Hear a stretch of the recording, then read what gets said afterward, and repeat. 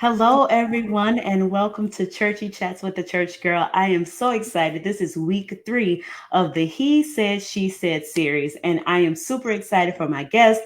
I'm super excited for my topics, and we're going to get into all of that. My name is Aisha Wiley. If this is your first time here, I am the owner and creator of A Church Girl, which is a clothing line and a lifestyle brand that seeks to inspire and uplift everyone we have the privilege of connecting with. So if this is your first time connecting with us, thank you very much. Share this broadcast, join the conversation. Tonight is going to be a lot of fun. So I do all my guests tonight.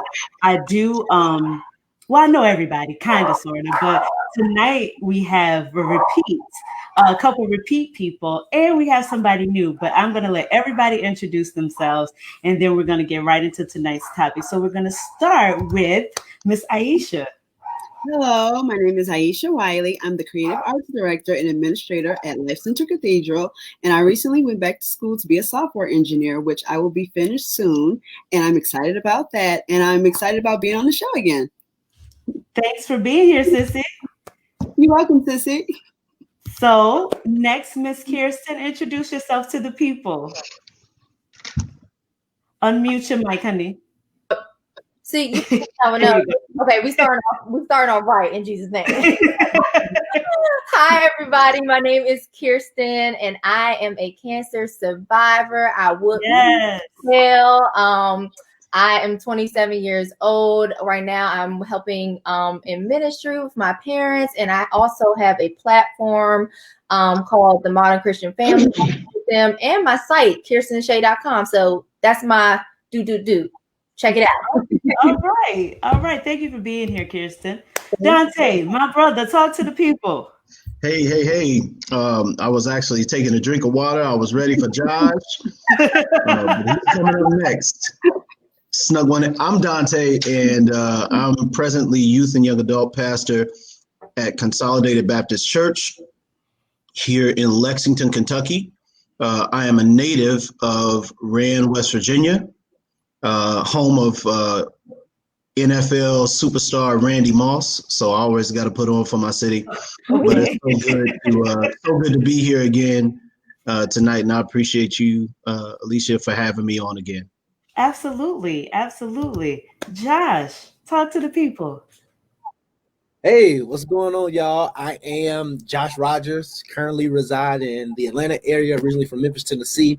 I am the host of the Jigsaw podcast and the curator of a fitness accountability group called the J Work. And I'm super excited to be here. This is my second time, so I guess I said something halfway decent to be I'm excited for the conversation tonight. All right. So, ladies and gentlemen, let's get into it. So, as you all know, if you've been watching the last couple of weeks, we're in the He Said, She Said series. I don't want to say it's things that men and women disagree on. I've tried to make that sound a little bit better and say things that we have differing opinions on, right? So, our good brother, Steve Harvey, some years ago, came out with a book. And this made him just, extra money and made him a little extra rich. That was entitled Act Like a Lady, Think Like a Man. And he did like 12 movies. And it was just really all the rage, right? It was all the craze. People were just going crazy over it. But I want to know you all's thoughts. Do you all subscribe to the idea that you want your woman, or should a woman act like a lady and think like a man? Is this what should be happening? Talk to Kirstin. Oh, okay. Did anybody read the book? I think I did. I feel like that came out when I was like in college, and it was one of those books where, I'm fresh in college. I'm like, ooh, my husband might be on this campus. And so I was like, let me get this book. And I feel like I read it. I read the whole thing and was, highlighting certain things as if Steve Harvey was teaching me a little something. Not that he teaches a little something, but in hindsight, as I've matured and become more of a young woman, I'm absolutely not subscribing to think like a lady or act like a lady, think like a man, because I'm gonna act like the lady God called me to be. Yeah. And here's the other problem that I have with that statement. I feel like that statement implies a negative connotation that makes a woman have to almost like bring herself down or alter herself, her natural self, to fit in, to make something work for a man. You know what I mean? So like for me, it's like it puts the onus on a woman to have to make some unnatural effort or some type of effort that is not necessary in order to, you know, appease a man. And I'm not gonna do that. Okay. So that's my little 2 cents on that. That's so what are your thoughts? I mean, go ahead. No, you go. I mean, I think I totally agree with what Kirstin is saying. I think that once you start, I mean, human nature to understand how somebody else thinks is natural, but to change like genders, to cross over, then that would almost imply like I'm gonna begin to play games maybe, because once I start thinking like you, then I have to always think like you. And are we gonna, it's not just to hook you, but it's to keep you. And I don't want to think like a man throughout. You know, I want to be the woman. I want to have the strength that the woman brings to the relationship, the wisdom. I want to back my man as a woman. I don't want to have to think like you, to understand you, for you to lead my family. I don't want that, you know. So I just think that I understand the concept of what he's saying. But then again, I just don't agree. No. Right. I was just going to raise it. I think a few things were going on. When Steve initially wrote the book, the idea was to really give tips to women as to not be taken advantage of by a man who did not have real intentions. To get rid of the whole idea of, you know, we just hanging out until we not, or we're just hanging out until I'm bored, you know, and I decide what to do with you. Right. And it is to empower the woman to say, wait a minute, I recognize these specific steps, I recognize these patterns, and I think that's about where I'm gonna draw the line right there, and I'm gonna put you to the left, everything you own to the left.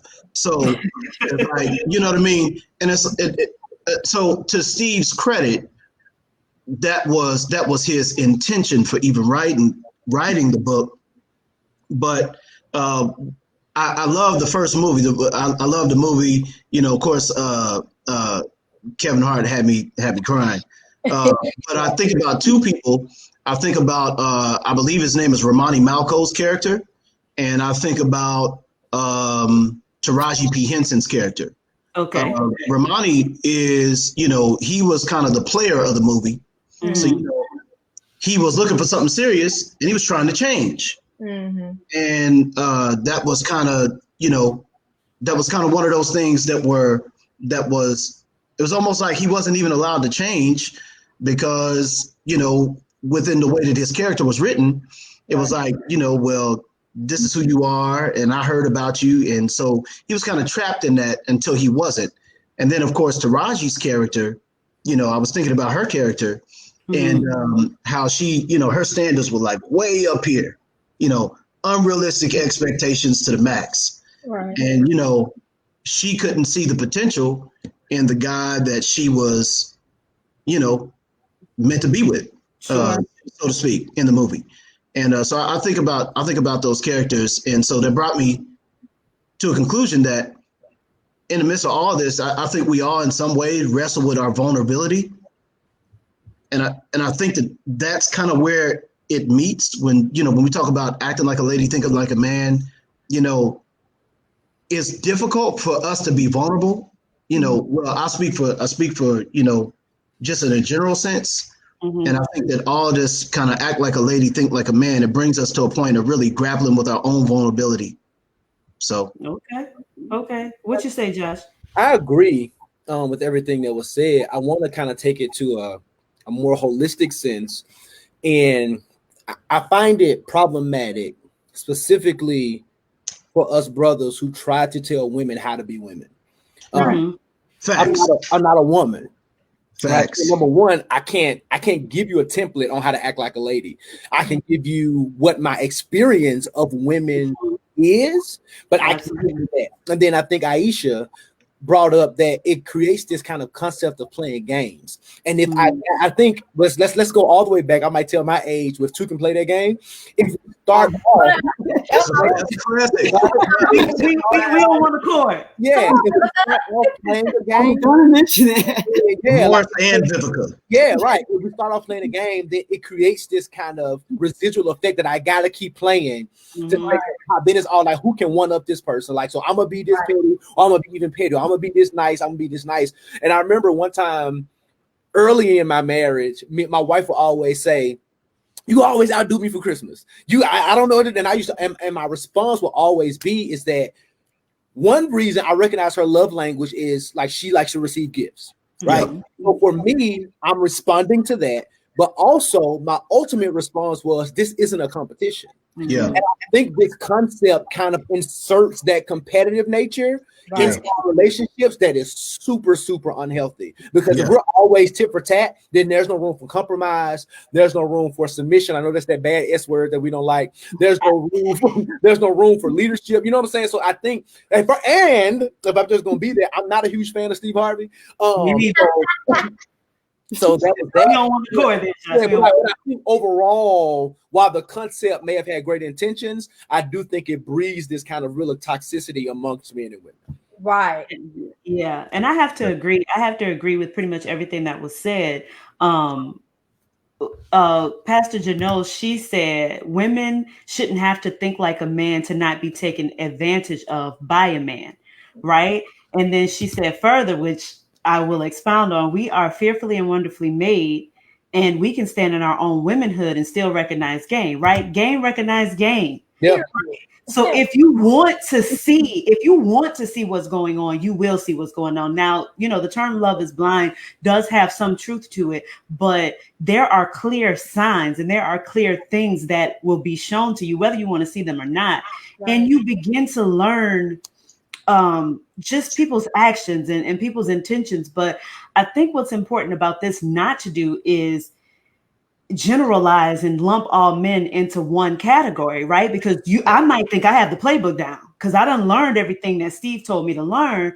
And then I get with this next man and he's like, that's not who I am. What are you talking about? And I'm not saying that there are not some, I don't want to say generalizations because, you know, we don't like to be lumped, but there are some generalizations about men and women, but I wouldn't dare just go into one relationship assuming that they're like the last person and that I know how all men think. So let me, you know, enter this with this mindset. Additionally, men and women think differently for a reason. We're the yin and the yang. We come together and create something beautiful. So if the other starts thinking too much like the other, then it's almost too like, and I don't want to say too like-minded because I don't know if like-minded is the term, but it's not enough yin to the yang. You know, I need my man to be thinking like a man and me thinking like a woman, and us come together and be the beautiful one that God has ordained men and women to come together and to be.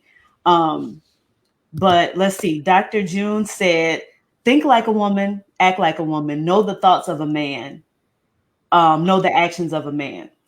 I think that's fair, right? I think if you're in a relationship, if you're in a situation,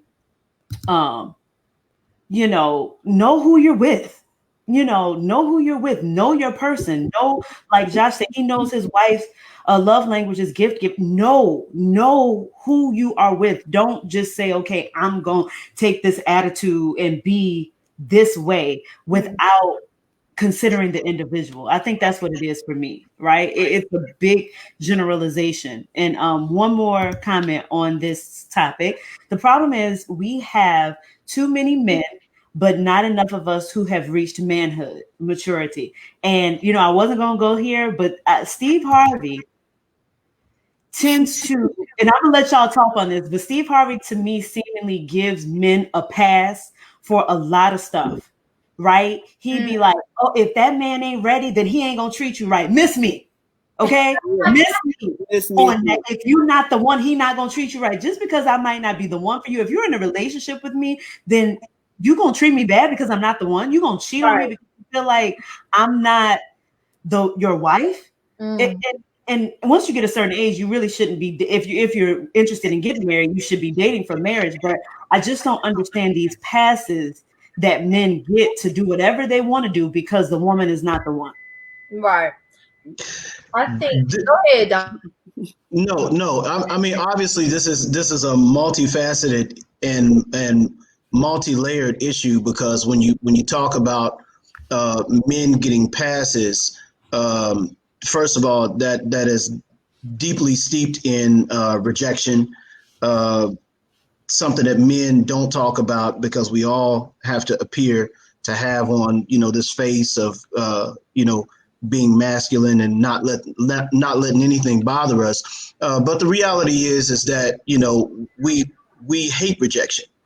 And so to possibly give ourselves and open up ourselves to in a relationship, we leave ourselves open for and vulnerable to be quote unquote hurt. And then, it steamrolls from there and it snowballs from there, so just like, on either side, we make the next person pay for what the last person did.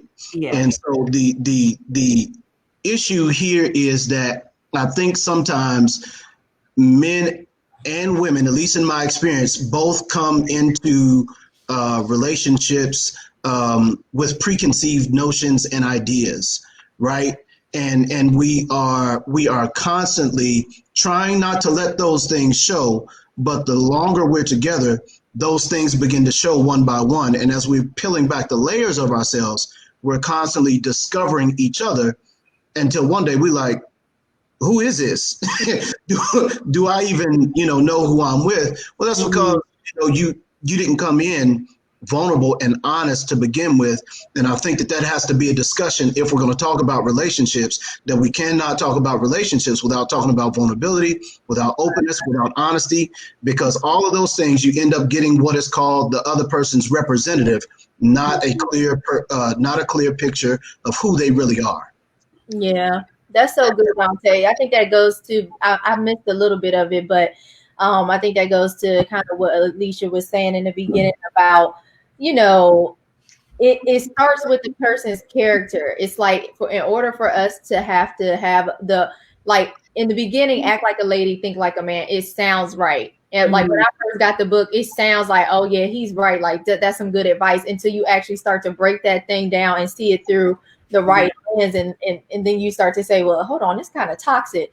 And it's like I think it starts with it starts with the individual, the character. So go back to what Alicia was saying about Steve giving a lot of men a pass. I totally agree with that, because it's like, how many relationships are women gonna have to go into where we feel like we got to teach you how to treat a woman? I'm not doing that. It's like, for the stigma behind act like a lady, think like a man, is that I have to, again, do so much. I have to do something to get you to act right.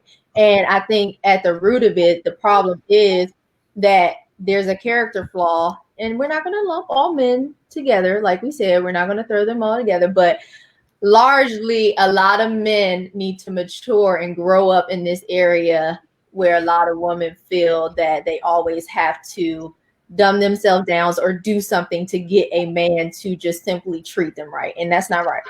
And I'm with you, but what I'm raising is that we at least have to be willing to have those conversations. These things cannot happen without conversations. Mm-hmm. And the issue is that a lot of times we don't want to have these conversations because we want to see what we want to see. Right. We want to, and without getting into the next question, we want to see what we want to see. And so the idea of what we want is more appealing than the truth of what we need. Mm-hmm. There has to be a minutes of vulnerability for the man, I think. I think they tell you, like in Alcoholics Anonymous, don't come if you're not willing to admit you have a problem. And I'm not saying men have problems, but We do. A relationship. Honest conversation, there has to be an admittance of what you want to happen. If you want to be vulnerable with your mate, if you want to let them in, if you want them to see a different side of you, you have to let them know. You can't just be thinking and expect a woman to be like, oh, well, we're not going to pull it out of you, you know. Yeah. And I believe a lot of men don't admit that. I guess they think women see it or think it or expect it, you know, but there has to be some type on both ends, though, men and women. Right. I think that's Josh. Well, I was just going to say, I think to that point, even about self-development, I think we have to do, like with men being able to be vulnerable and transparent, we have to be honest sometimes about how we as men are cultivated even from boyhood, right?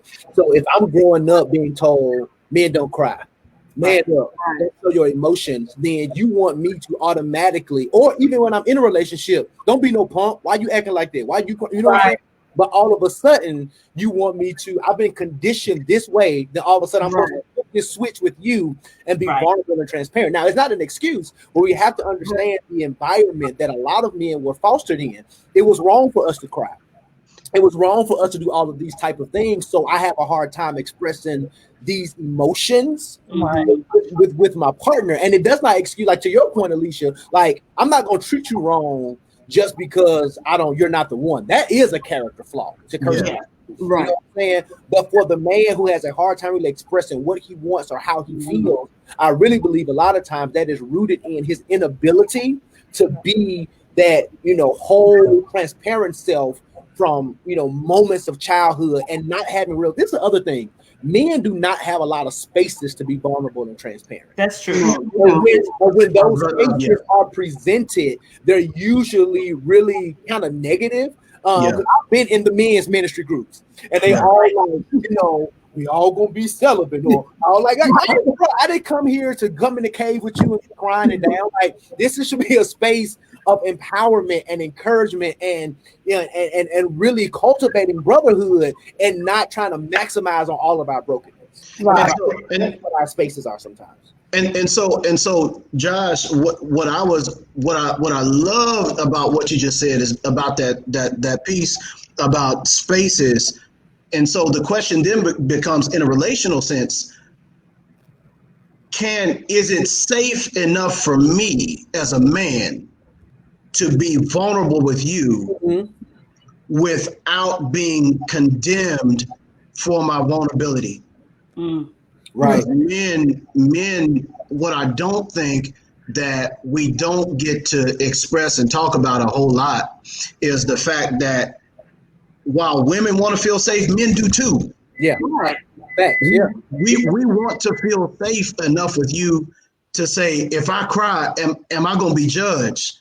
If I'm over here and, you know, and I'm sulking, you know, and are you going to tell me that I'm less than a man or make me feel like I'm less than a man when my life or what I'm going through doesn't meet the expectations of who you think I should be? Right. Which is usually, I'll just say this really quickly. My sister and I went to a wedding a week ago, and the groom was, you know, at the altar, and he was crying, like even before the bride walked down, you know, he was crying, and there was a man in the back, and he was like, be strong, you know, be strong, stop crying. And I told Alicia, I was like, that is strong. Right. Crying is strength. This is his wife. This is who he was ordained to be with. And like you said, it's not that safe place. He's at a wedding, very intimate ceremony. Still someone was telling him, be strong, like, you know, don't cry. And crying is for punks. And I was like, for me, I just think the complete opposite.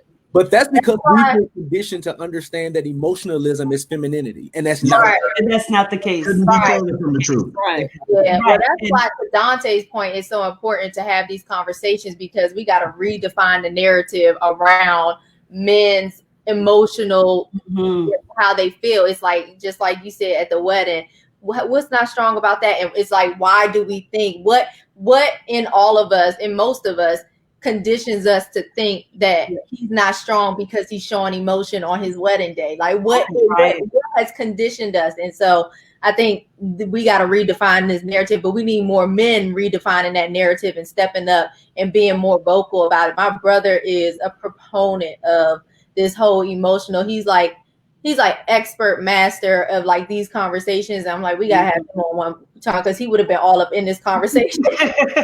Yes, like, let me tell you, I cry. And that's healthy, right? And I'm going to end this with this, and it might be a little corny, but I was watching Different Strokes the other day, right? And Willis's character decided he wanted to be grown and he wanted to leave home, right? So he was running with the wrong crowd. So they went somewhere and something happened. The boy got shot, but he was in the hospital. So of course Willis comes home and then he gets the call that his friend died, right? So he's sitting on the couch and he's crying with his dad. And he was like, I thought I was all hard and I thought I was, all this and all that. And here I am crying like a little boy. And the father said in response, no, you're crying like a man. Right. So there's nothing wrong with that. And I think women, we probably can do better as well with that. And I'm hoping that we can change this narrative and let, to Josh's point, men understand that emotionalism doesn't equal femininity, right? It's something that we all have a right to, right? It's not just something that women have a right to. It's something that men and women alike have a right to, because we're all human beings and we are all emotional creatures to some level and to some degree. So thank you all for that good old conversation to get us started. We're going to take a quick commercial break and we'll be right back. Join the Life Center Cathedral for Morning Manna with Bishop J. Douglas Wiley Taylor, a time of prayer and fasting. Pray with us every morning at 5 a.m. for 21 days, beginning August 1st, only on Facebook Live.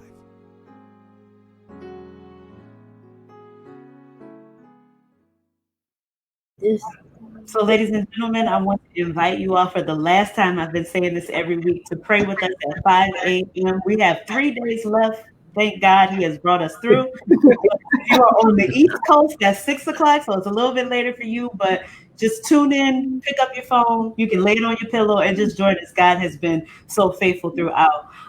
So I'm excited about the last 3 days. So I read this online. I try to do a little research. I try to be, ye also ready. And while I was researching some topics for us, I saw something that said a mate's physical attractiveness is far, far more important to men than it is to women. And I pose it as a true or a false because just speak on it. I don't know. Y'all just, what do you, is this true or is this false? This almost like the same thing we did with Steve, right? We need to rebuke this too. Right. It's a lie from the pit of hell. I think it's pretty much even. How y'all gonna speak for us? Right. I think it's pretty much even. I'm not gonna say unattractive, but just say it. Men that I'd be like, how did they end up with her? And that I'd be like, how did she get him? So I'm not saying it has anything to do with physical attraction, but that's what I see. Now, I'm sure it's something else, but if you want to take it a little step further, we think of everything in attraction: homes, cars, clothes. We pick them because trends. We pick them because we wear them because someone else said, this is nice for you right now. And so we wear it out because we say, okay, this is what the world is saying is attractive right now. So cars, especially men with cars, they pick light cars because of how they look. But at the same time, I think it's pretty surface. It's pretty level with the men with the women and the men with the men. I don't have a husband. Yes. Just from what I've seen, though, I don't think it's one over the other to me. Okay. So you think it's equal, men and women equally pick each other for attractiveness? Right. And when you see couples, it's not, of course we have those couples that we see that we be like, how did they end up together? But mostly once you're together, that most couples make a handsome couple together. It's not individual attractiveness. When you see them, you're like, oh, they're a cute couple. Mm-hmm. Not necessarily, they may not be drop dead gorgeous people apart, but I don't think they complement each other. Right. I think it's false. I think it's equally important to a woman, just like to a male. But I just think men and women express that differently. And I guess sometimes men, it's more apparent in how they feel, like they show more outward emotion when it comes to a woman's attractiveness, whereas a man might be like, she look good in public, where a woman might be in her mind like, so she quiet about it, right? He's verbally and physically showing his attraction. And so I think it's a thing that people say, like, oh, men are more attracted physically, but I think across the board it's equal. Okay. So guys, what do y'all say about this? True or false? I would agree that it's false. And even to Kirstin's point, I think it's a level of expression. But how many times have we heard women say, oh, he got to be 6 feet, or I don't want no blah, blah, blah. You know what I'm saying? Or, you know, all these different types of things. So don't do us like that, Josh. So while my brother, who's on the wrong side of 1911, I thought I had to throw that out there. While I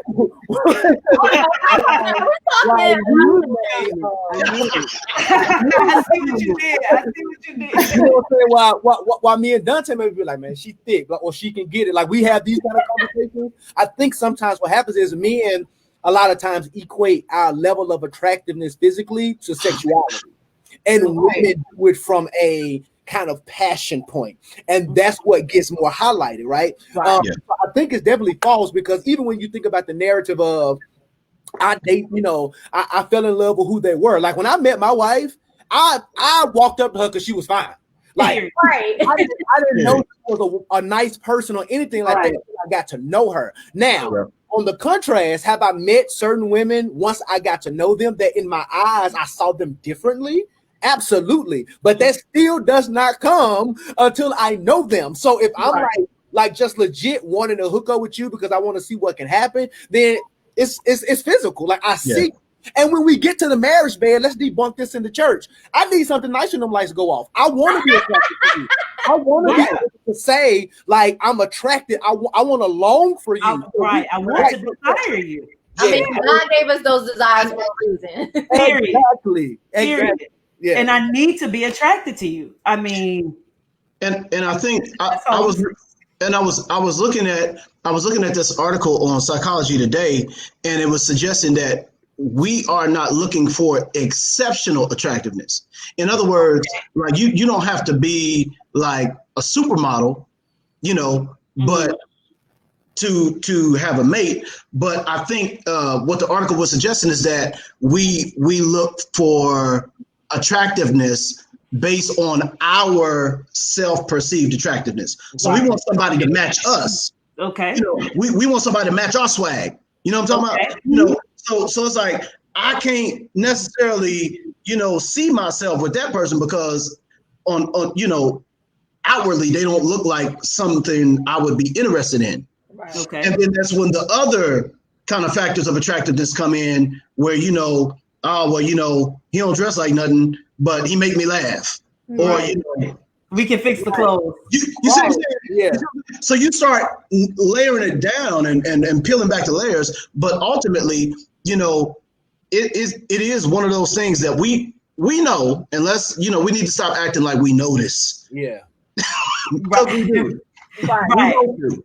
Right. And let me ask y'all this. Do you want your mate to be more attractive than you are? Just be bad. Just be fine. Oh, no. Well, like, I'm the person. How did she get him? When you walk past, or if you out somewhere, just like, I'm a man. I'm a turn.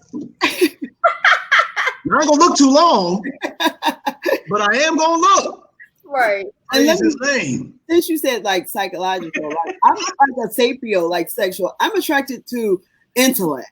People being intellectual will make me gear towards that. Then now I want somebody fine, don't get me wrong, but intelligence is a really big attractiveness to me. I'm attracted to smart intellectual men. That's just something. So I may end up with somebody that may not look like exactly how I think I want them to look, but that I might find that attraction in something else. But to Josh's point, does that come as you get to know them, though?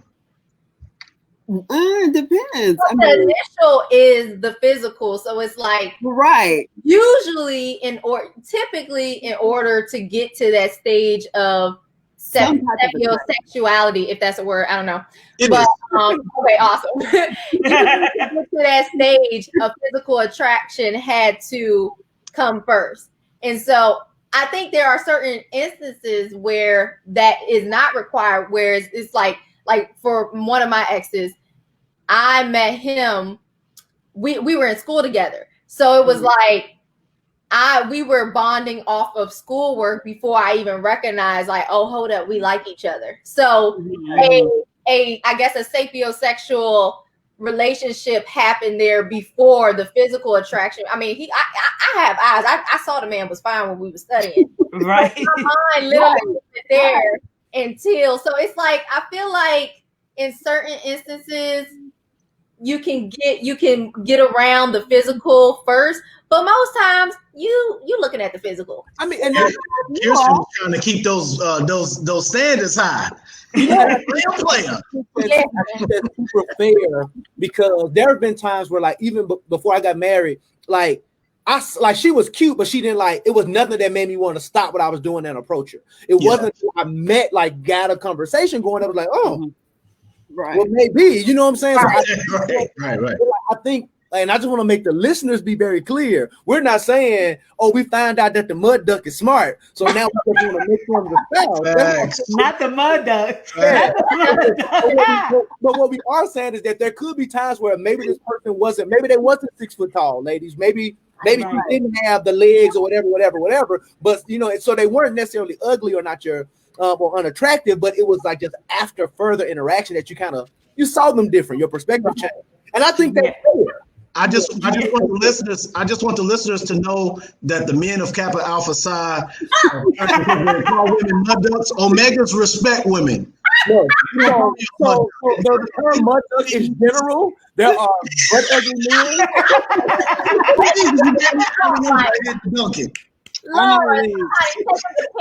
Let's be clear. Josh said that can go both ways. Don't you put that man out there like that. Don't you put that out there like that. Okay, y'all. So we have a comment. We have a comment I want to read. Co-pastor Janelle said, not too many men or women want other men or women looking at their significant other. Dontè, if you're married, it could be seen as disrespectful to look even for a second.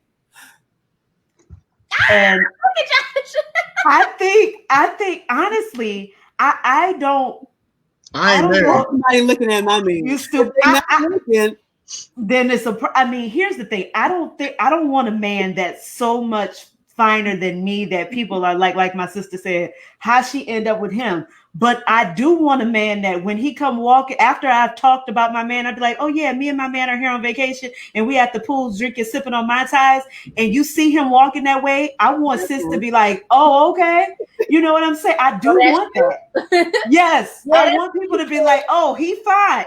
So I do. I'm not saying I want women clamoring over my man, but I want them to see the prize that, somebody got to marry the fine man. Right. So I present my body a living sacrifice, wholly acceptable to God. This is my reasonable service. Be careful with that now. I feel a little running in my feet. Be careful with that. So, somebody got to be responsible for marrying a fine man. So I will be responsible, but I know you got eyes. I know you can see he fine. I saw it too when he put a ring on it, but don't touch him. Right. And I think it's just about respect. I don't know if women, you all can speak to this, and men, you all can speak to this as well. I don't know if you feel like if you have someone that is so beautiful or so handsome that maybe they will be taken away from you. I don't know if that's an insecurity, but I mean, It's definitely insecure. They do. Well, women are too in some areas. I think women have that little bit of insecurity as well. Not as much. This is what I think. I think that, again, like on the surface level, we talk about these things, but this boils down to a root issue. If, like, if you're with someone who else, if you're with someone else who is super attractive, I remember being in a relationship where a lot of times I felt like my significant other did not do what he needed to do to make sure that boundaries were set. You know what I'm saying? So it was always I'm having to, remind you that, that's probably not appropriate, or remind you like, hey, and it's like, I don't want to have to do that. And so I felt like I felt like at that moment I was never an insecure person, but I began to feel insecure. But I realized in hindsight that it was because I was dating someone that didn't affirm me in certain areas. And so I was beginning to develop a certain outlook and feeling I had never experienced before. And I realized that it was because this person that I was dating either didn't want to, didn't know how to, or just some people, because for me, I'm a church girl. PK grew up in church. My parents have been married 30 something years. I know how my parents operate. I know how they both respect each other. Sure. They're good looking people. I have all my friends be looking at my mom in high school. All my friends be looking at my dad in high school. So they are good looking people. But I have always watched them affirm each other in certain ways where you ain't never going to come and disrespect. Absolutely. Yes, I know my coworker is looking at my dad's coworker was looking at my dad, and my dad would come home and laugh with my mom, like, yeah, whatchamacallit. But they always affirmed each other in certain ways. And so just to sum that up, I think it goes back to a character thing and knowing how to deal with somebody, knowing how to be with the mate, and a mate knowing how to deal with the attention that they're receiving from physical attraction. So I think that's so good, because one thing that me and my wife have joked about playfully around Christmas, I'll never forget it. We were in Macy's and I forgot my coupon. And my wife noticed that the little cashier was flirting, and she nudged me and said, keep smiling because you ain't got your coupon. Okay. She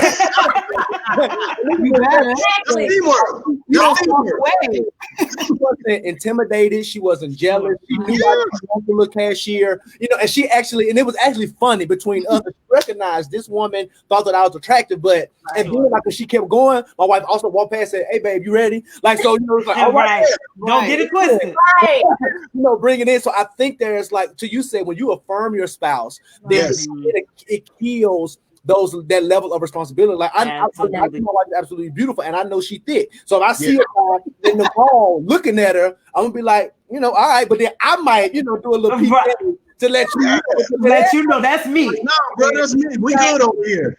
You know what I'm saying? Then let us know what's up. But even in the house, I'm affirming you. I'm telling you, you're doing these things. And then at the same time, I think even between men, it just has, and in women, it has to be respectful. Like if Dontè be like, bruh, you see her, she like, my response would be like, hey, she's pretty, versus disrespect me saying, oh, she can get it.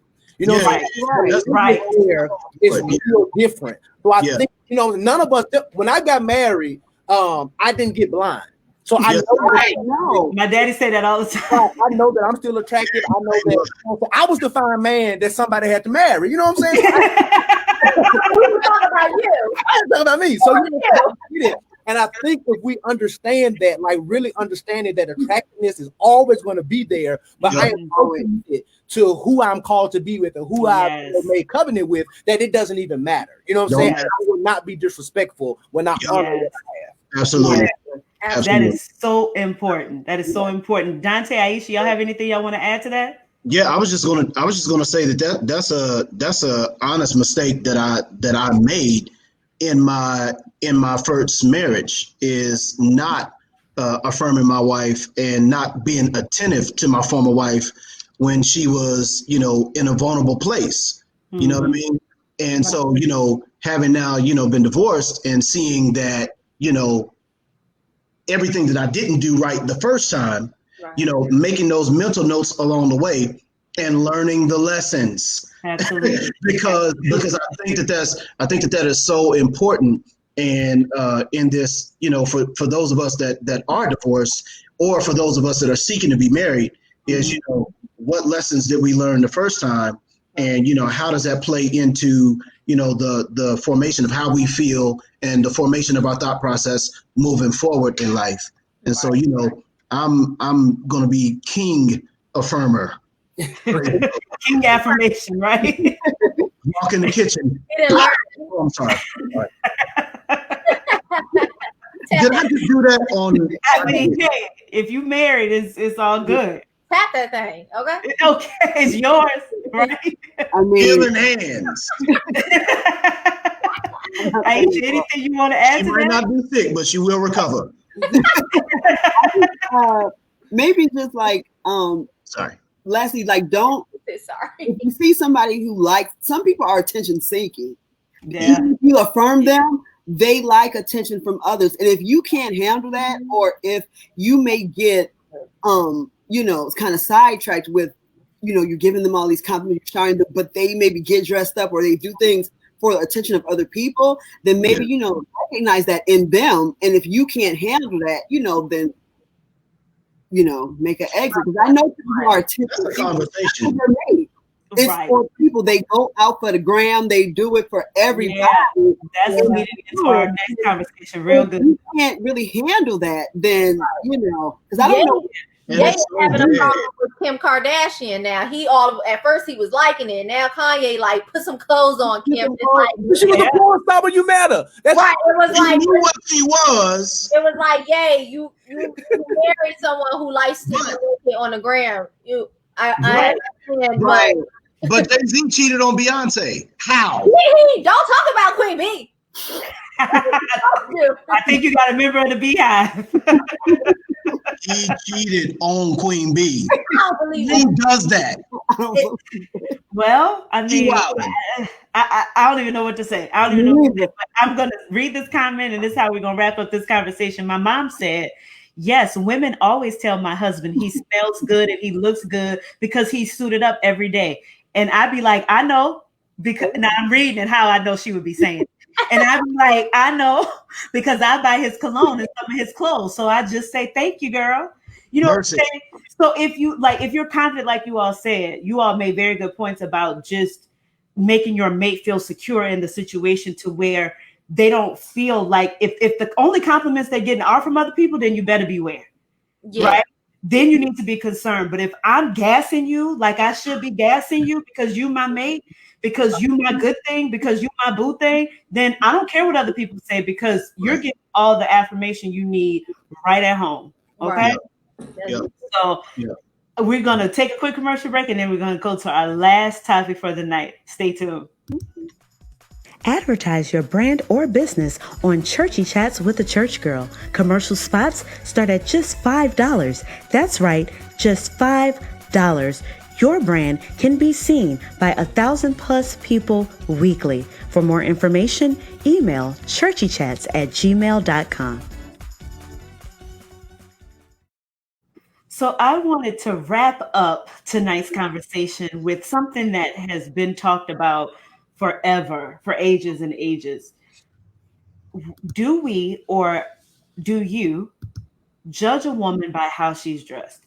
And the reason why I think what Aisha said made a very good leadway to this is because what I was thinking about today as I was getting ready for the show and stuff, some people have a tendency to, the dogs want to give their 2 cents. Some have a tendency to dress a certain way strictly for attention. If I see you in the grocery store, with a bra top on and some booty shorts, I don't understand that. Let me just say that I don't understand that. If you post certain things on social media and you naked, is it because you? Do you judge a woman by how she dresses? Short answer, yes. Yes. Okay. I mean, do we wish it was not like that? I mean, I'm a feminist, but I believe women should be, clothed. But short answer, yes, and I'll go deeper into that later. Okay. Guys, everybody judges everybody by the way they're dressed. Like, it's just a part of life. I feel like we've had this debate, or people always are like, don't judge a book by its cover. No, I'm judging you by what you got on. Now, I think where it becomes problematic is where you allow what you preconceived from about a person to start to influence the way you're treating them. Mm-hmm. So let's say, That's let's good. just give an example of a homeless person.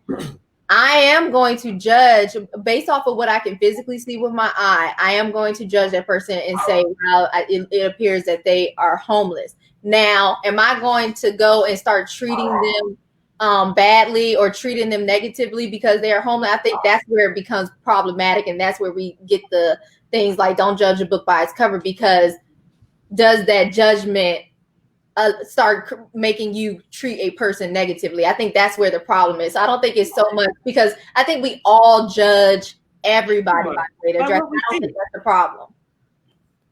Exactly. Okay. Guys, what do y'all say?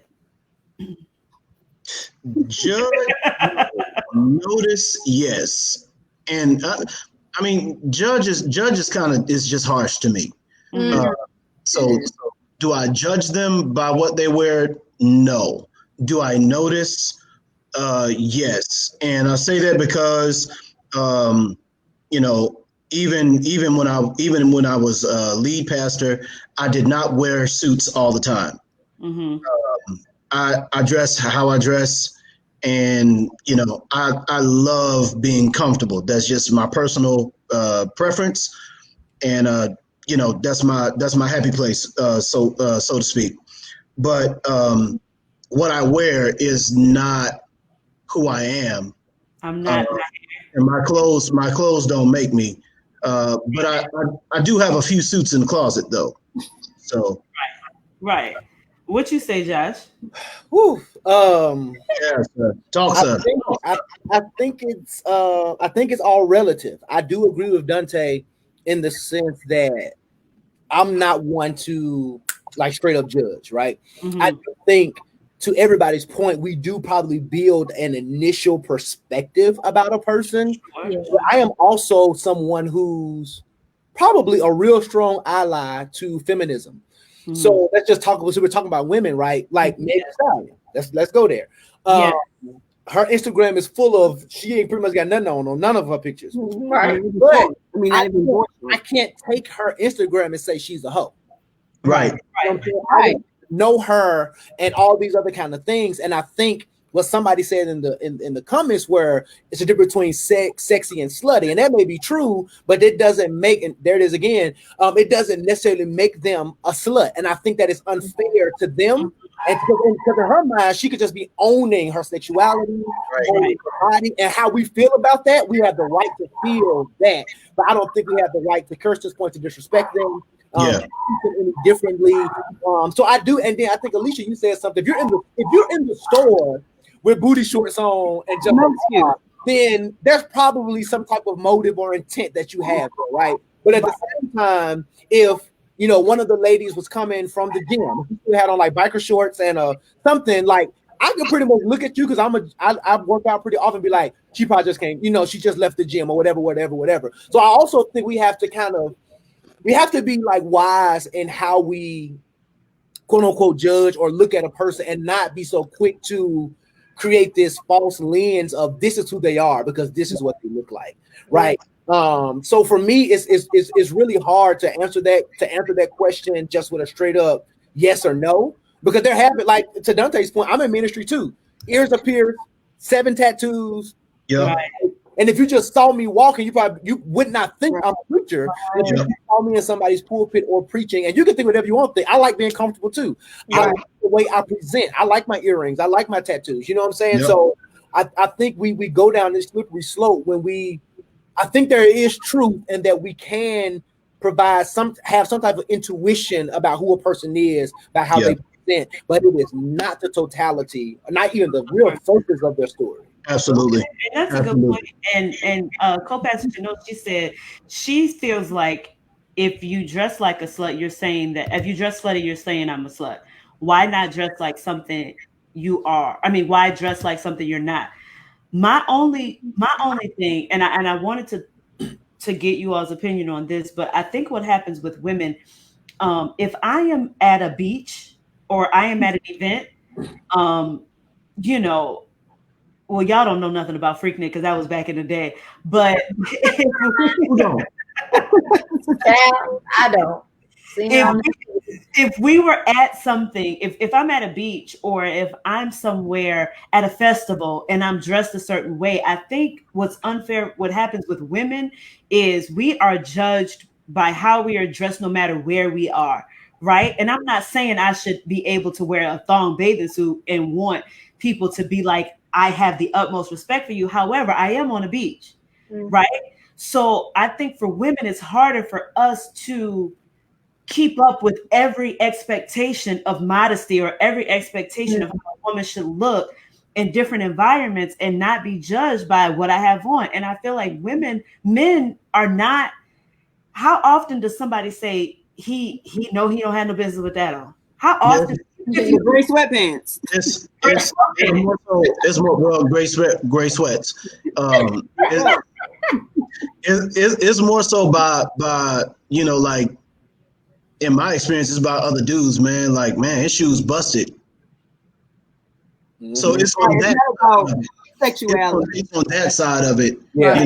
Like, and of course, in church, I remember because I'm from a time in church where people would audibly castigate people from the pulpit with no remorse, and talk about these women in here wearing. Even right? And then these men walking in here with these tight shirts and those sorts of things. So I would get it more from that angle, not necessarily a just environmental angle where you're just being judged basically for what you wear. I mean, and then you got to look at the world of fashion. There are a lot of people who just kind of express themselves through what they wear. So it's not necessarily what you like, what's popular, a label or not. It could just be an expression of who they are. And you think it's nice, but to them, they killing the game. Right. Yeah. And I think, go ahead, Alicia or Aisha. Which one is it? I just feel like women we don't have the short end of the stick, but our DNA is sexuality. Like, besides our face and our hair, what attracts men to us? Breasts, which are for babies, not exclusively. Well, right. I'll let everybody else add to the list, but hips, that's where our reproductive organs are. So our sexuality is in reproduction. So whether you have on a suit or anything, if Amber Rose comes in a courtroom with a suit on, everybody is going to look, whether she has on a suit or whether she has on a bikini because of her shape. I mean, you're shaped that way, and I think that's what we have that struggle, but at the same time, I mean, women also fall to say we don't want to stay at home. We don't want to just make babies. We have more in our brains than just pushing babies out. Like, we've only had the right to vote for like 100 years. So that's saying what 100 years 19, that's like 28 presidents were chosen by white men. Of course we were the advisors, we were the pillow advisors, we were the kitchen advisors, we were the home advisors, but women didn't have a say publicly. So I feel like when people dress slutty, I don't think it's a throw, but I just think that a lot of older people judge it based on maybe past things that happen or past stuff, and we're kind of moving a little forward past that. We're moving way past, like, okay, now the slut and the politician are going to the voting booth, so I try not to judge people by what they have on. I try not to, but it happens. It does happen. It definitely does happen. I think it's important to know two things. I think, one, nobody's busting hell wide open for what they're wearing. Number one. Number two, I think it's also in this conversation, although, I'm feminist, all that type of stuff. Do you, Amber Rose and crew, whoever, Kim Kardashian, that's what y'all want to do you.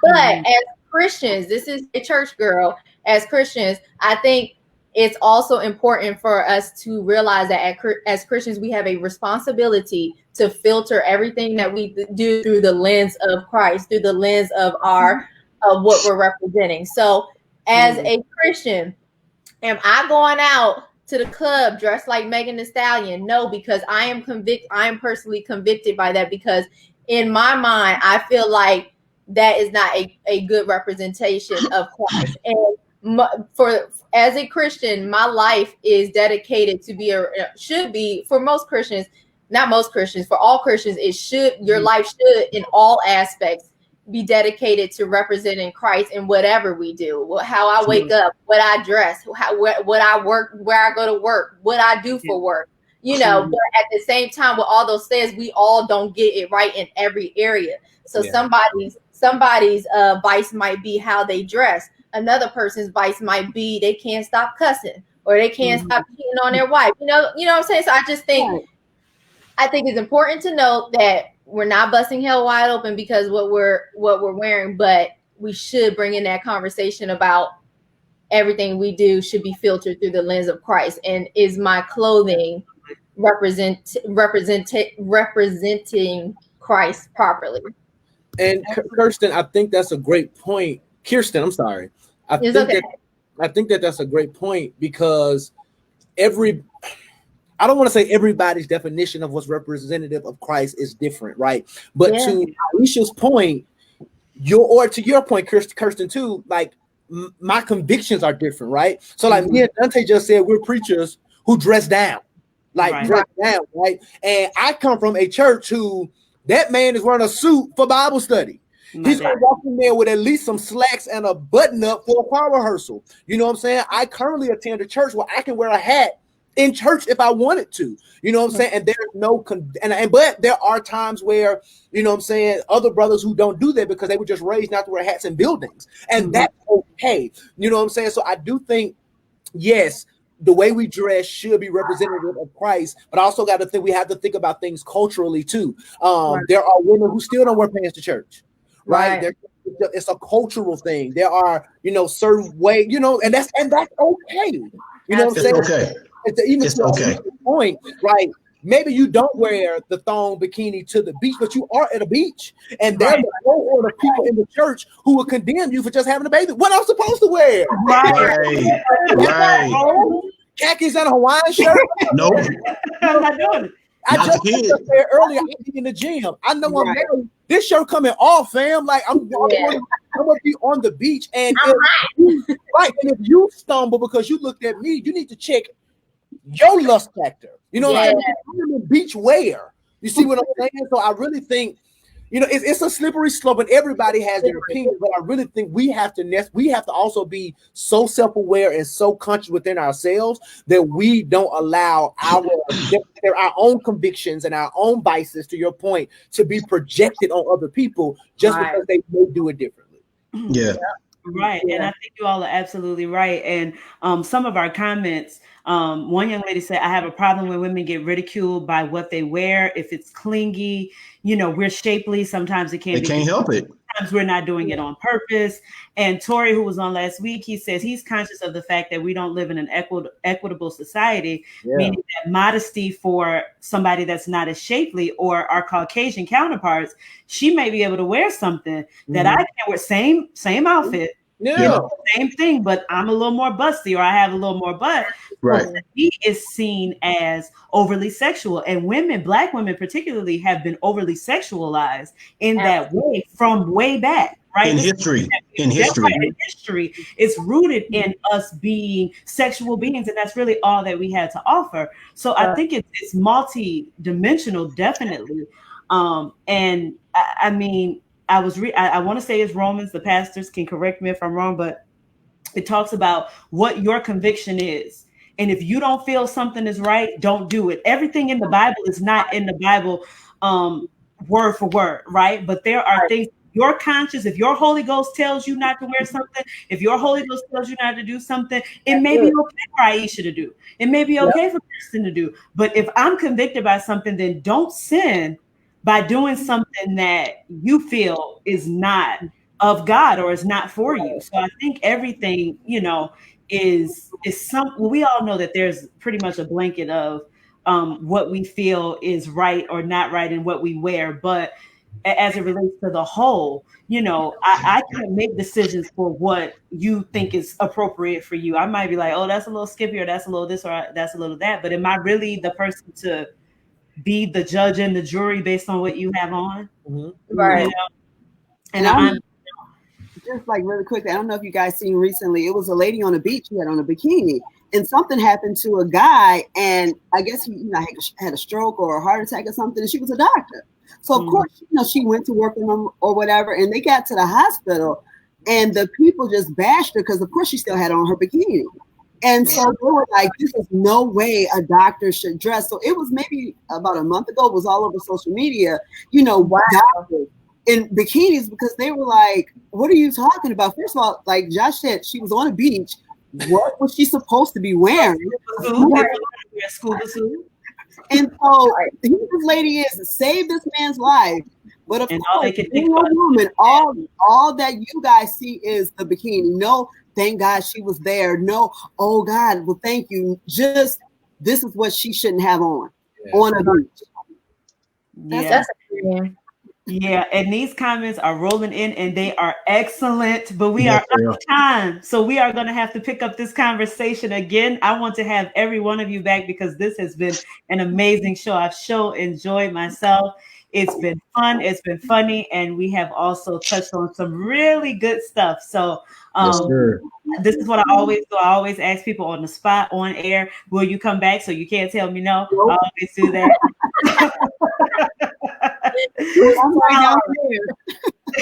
So I would love to have each and every one of you back. And before we go, I want everybody to tell all the people watching where they can find you, your social media, stuff like that. Aisha? Instagram, meet Aisha, AISHA. Facebook, Aisha Wiley, AISHAWILEY. All right. Kirstin, where can the people find you, sis? You guys can find me here on Facebook, Kirstin Nashay, just like it's spelled right there, or on Instagram, Kirstin_Nashay. And shop my website, Running on Faith, cute sets, KirstenNashay.com. Go check it out. It's tons of stuff on there for you. All right. Dontè, bro, where can the people find you? You can find me at Dontè L. Jackson.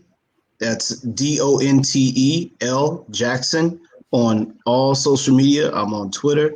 I'm on Instagram and on Snap. I am at Dontè Speaks on Snap. And so for all my Snap fans, fam, I'll see you there. All right. Josh? Yeah, so you can find me here on Facebook at Joshua J. Rodgers. On Instagram at I am Josh Rodgers, RODGERS, and follow the podcast too on Instagram at the Jigsaw Podcast, and check us out on Apple, Spotify, Google, all that kind of stuff. Come on, today, brand new episode. That's where I'm at. Absolutely. So thank you guys once again for joining us tonight. Thank you for tuning in tonight. Thank you for your excellent commentary and joining the conversation. I will see you right here next week on Churchy Chats with the Church Girl. Good night.